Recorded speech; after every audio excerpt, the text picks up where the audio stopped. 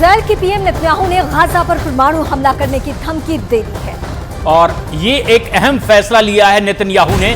उन्होंने धमकी देने वाले अपने मंत्री अमिया एलियाहू का कड़ा एक्शन लिया है। उन्होंने एलियाहू को कैबिनेट बैठक से निलंबित कर दिया है। अमिहाय एलियाहू का ये निलंबन अनिश्चितकाल के लिए अभी तक रखा गया है। इस वक्त की सबसे बड़ी खबर मैं आपको बता दूं, नेतन्याहू ने एक बड़ा फैसला किया है, अपनी मंत्री को कैबिनेट से निलंबित कर दिया है। आगे की कुछ अहम बैठकों में अब वो हिस्सा नहीं ले पाएंगे।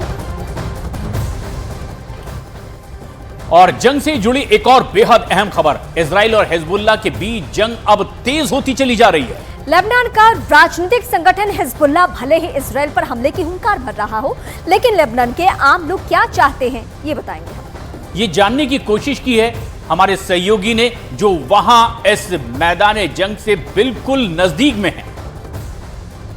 इस वक्त की सबसे बड़ी तस्वीर हम आपको दिखाते हैं इजराइल लेबनान बॉर्डर से, जहां आप देख सकते हैं कि जो ये बॉर्डर का इलाका है, यहाँ पर लगातार धुआं उठ रहा है।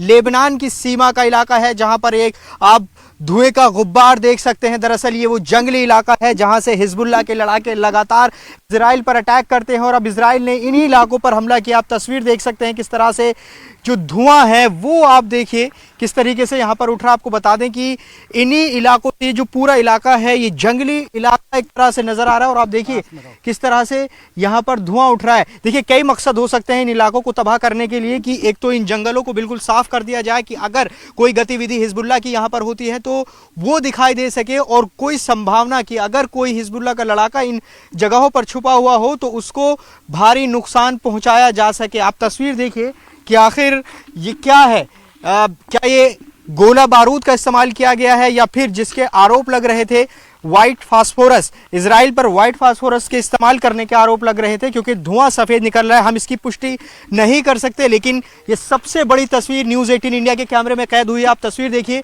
ये जो आप टावर देख रहे हैं दरअसल ये इजराइल की सीमा में है, और जो जहां से आप धुआं उठता हुआ देख रहे हैं ये लेबनान की सीमा है। यहाँ पर जो है वो हमला किया है इजराइल ने। आप देखिए किस तरह से धुआं यहाँ पर उठ रहा है। एक बड़ा जो हिस्सा है इस जंगली इलाके का वो इसको नुकसान पहुंचाने की कोशिश है। संभवतः यही कोशिश है कि अगर हिजबुल्लाह के लड़ाके इन इलाकों में छुपे हुए हों तो उनको भारी नुकसान पहुंचाया जा सके। आपको बता दें कि यही वो इलाके हैं जहां से हिजबुल्लाह के लड़ाकों ने अटैक किया था इजराइल पर, और जो कई टेक्निकल इक्विपमेंट्स थे, चाहे वो टावर हो या फिर कम्युनिकेशन सेंटर हो, उनको तबाह किया गया था।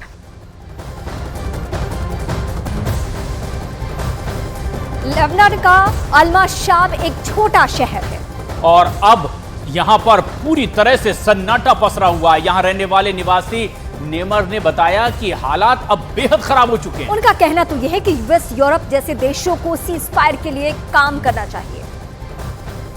पूरी तरह से ये जो इलाका है यहाँ कुछ नज़र नहीं आएगा।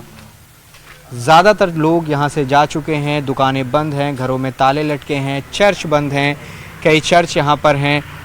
तो बड़ी संख्या में जो यहाँ की आबादी है वो सुरक्षित ठिकानों पर जाकर रह रही है।